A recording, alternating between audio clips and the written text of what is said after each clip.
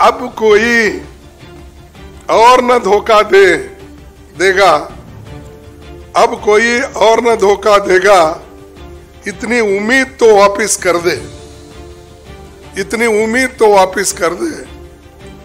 हमसे हर ख्वाब छीनने वाले, हमसे हर ख्वाब छीनने वाले, हमारी नींद तो वापस कर दे। तो ये मोदी जी के लिए कह रहा हूं, सबको परेशान कर रहे हैं, कोई नींद नहीं कर रहा है, कोई खाना नहीं खा रहा है, क्योंकि खाना मिलता ही नहीं ना। सबसे महंगा, यानी भारत के इतिहास में इतना महंगा पेट्रोल कभी नहीं हुआ, और डीजल वो भी नहीं था।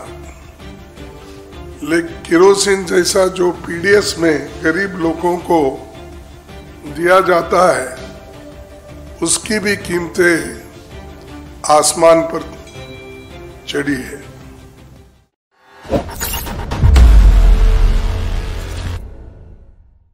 सदन ने हम किस ढंग से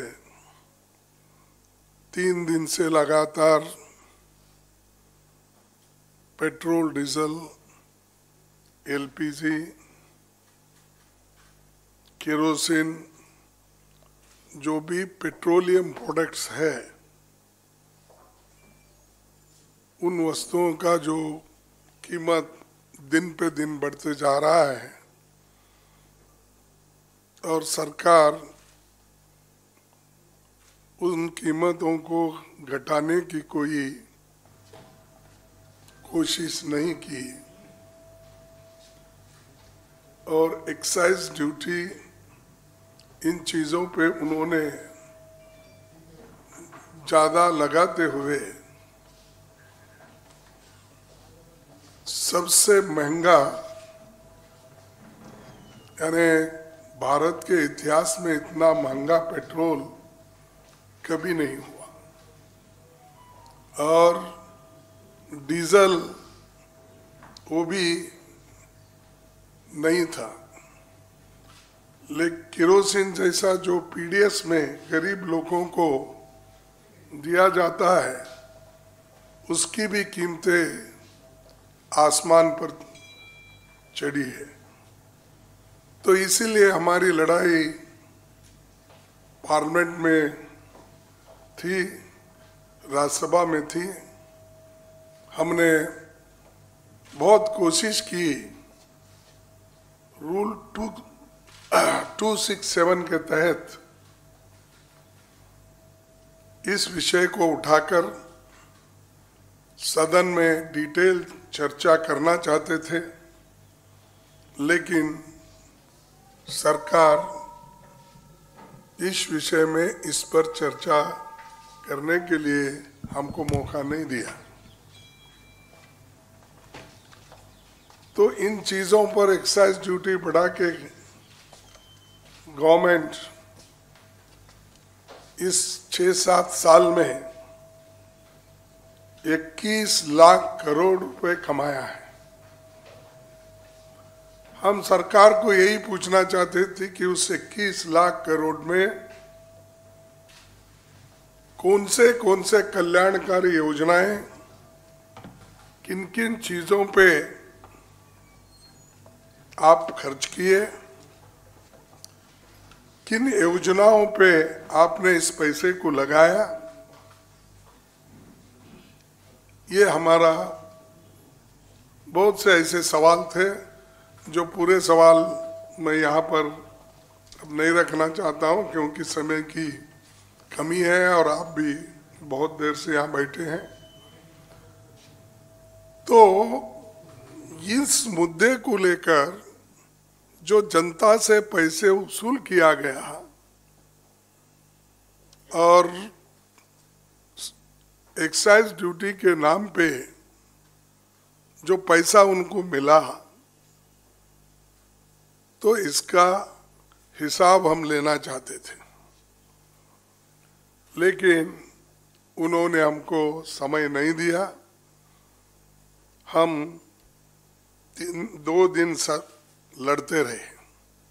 और आज तीसरा दिन किसानों के मुद्दे पर तो आप बोलेंगे, मैं सिर्फ इसी पे कहूँगा कि जब आप सभी को मालूम है यूपीए पीरियड में जब $109 पर बैरल था, कभी कभी वो 140 तक चले गया, इसके बावजूद भी हम 71 रुपए से ज्यादा पेट्रोल लोगों को नहीं दिया, उसी प्राइस पे रखा, क्योंकि जनता की जो तकलीफात थे, जो कष्ट थे, उसको हम जानते थे। और डीजल के प्राइसेस भी हम बहुत कम रखे, 30-34 रुपए तक। केरोसिन 14 रुपए था हमारे जमाने में, आज वो 35 रुपए हो गया। एलपीजी पहले तो चॉकलेट दिए जैसा सब मुफ्त में दे रहे हैं, ऐसा उन्होंने स्कीम, उज्ज्वला स्कीम की घोषणा करके उसका प्रचार ऐसा किया कि मोदी साहब की एक स्टाइल है, जब एलपीजी का सिलेंडर देने का योजना बनी तो हर जगह सिलेंडर के साथ फोटो, पेट्रोल पंप पे फोटो, हर जगह पब्लिसिटी लेने के लिए ये काम करते हैं। इसका एक उदाहरण मैं दे रहा हूँ। आजकल कोविड का वो जो ये दे रहे हैं, क्या Covid injection, vaccine, sorry vaccine दे रहे, उसके ऊपर भी उनकी फोटो। तो यानी एक हद होती है किसी चीज का, कहाँ पर इस्तेमाल आप करें, कहाँ पर नहीं करें। ठीक है, आप पैसे देते हो, एडवर्टाइजमेंट आपका न्यूज़पेपर में आता, टीवी में आता, वो बात और है, लेकिन हर चीज पे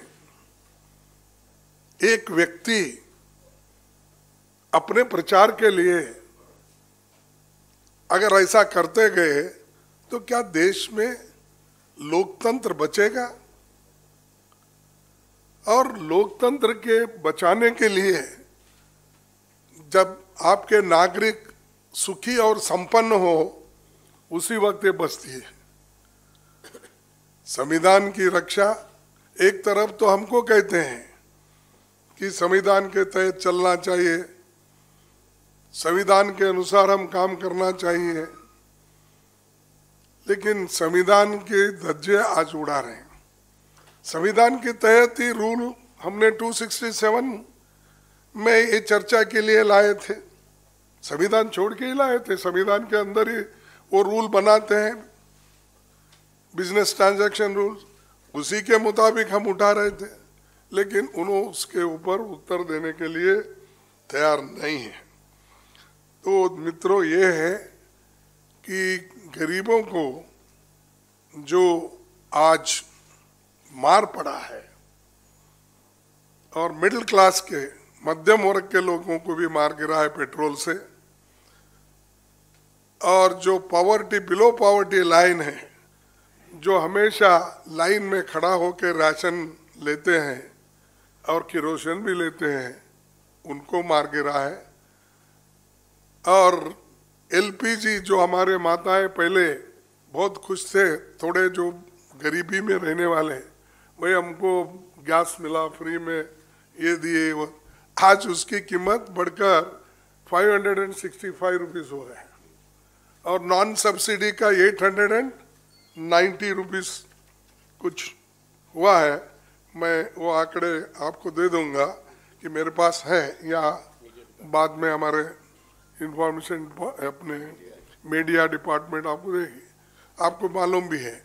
यानी हर चीज में एक तरफ तो महंगाई की मार, इसके अलावा और इसका इफेक्ट किसानों पे पड़ा, क्योंकि किसान डीजल यूज करता है, ट्रैक्टर में यूज करता है, टिलर में यूज करता है, क्रॉप्स हार्वेस्टिंग में यूज करता है उसको भी मार, सभी को मार, और मार पर मार करके आज पहले ही कोविड इसके परिस्थिति में हमारी आर्थिक स्थिति खत्म हो चुकी है और बर्बाद हो चुकी है। इसके बावजूद भी मोदी साहब समझ नहीं पाते कि वो हमेशा वो जो कहते हैं वही सच है, उनका मानना है। लेकिन सच्चाई तो ये है कि जो कुछ भी उन्होंने किया देश के आर्थिक परिस्थिति को और भी दुर्बल बनाने का काम उन्होंने किया। चाहे ये डीजल, पेट्रोल, केरोसिन, एलपीजी का हो, चाहे डिमोनेटाइजेशन का हो, चाहे सोचे समझे लॉकडाउन करने का हो। करोड़ों माइग्रेंट वर्कर, लाखों बच्चे रास्ते पे आए। तो ऐसे काम करके उन्होंने इस देश के जनता को गरीबी से मुक्त करने के बजाय और उनको गरीबी के पिंजरे में ढकेल दिया है, और गरीब गरीब बन रहा है, अमीर अमीर बन रहा है, और चंद मालदार लोग, कॉरपोरेट कंपनीज, वो खुश हैं क्योंकि वो लिमिटेड लोगों को मदद करके उनकी यानी उनका वो एक उनको खुश रखना चाहते हैं। अरे कॉरपोरेट कंपनी के टैक्स आप कम करते हो, इधर छोटे लोग जो इस्तेमाल करते उन चीजों को आप बढ़ाते हो। तो ये सारी चीजें हैं। इन चीजों को सामने रखने के लिए ही हम पार्लियामेंट में 2 दिन इसके बारे में बहुत कोशिश की, लेकिन उसमें हमको सफलता नहीं मिली क्योंकि सरकार इसको कोऑपरेट करना नहीं चाहती और वो परेशान करना चाहते थे। तो इसलिए हम अब आगे जो लड़ाई लड़ रहे हैं, किसानों की लड़ाई लड़ रहे हैं, और उसके बारे में डिटेल हमारे दूसरे नेता लोग बताएंगे। आपको मैं धन्यवाद देता हूं और एक बात कही के मेरे बात को समाप्त करता हूं। अब कोई और न धोखा देगा, अब कोई और न धोखा देगा, इतनी उम्मीद तो वापस कर दे। हमसे हर ख्वाब छीनने वाले हमारी नींद तो वापस कर दे।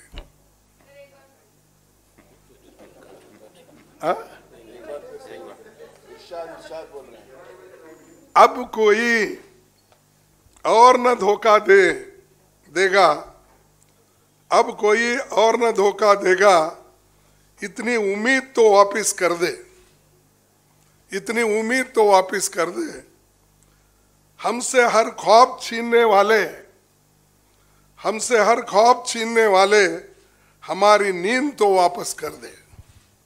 तो ये मोदी जी के लिए कह रहा हूं, सबको परेशान कर रहे हैं, कोई नींद नहीं कर रहा, कोई खाना नहीं खा रहा क्योंकि खाना मिलता ही नहीं ना।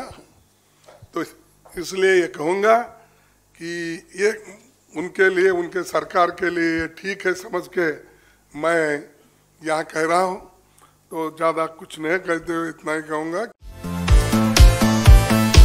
अगर आपको हमारे वीडियोस पसंद आए तो प्लीज़ लाइक करें, सब्सक्राइब करें और शेयर करें।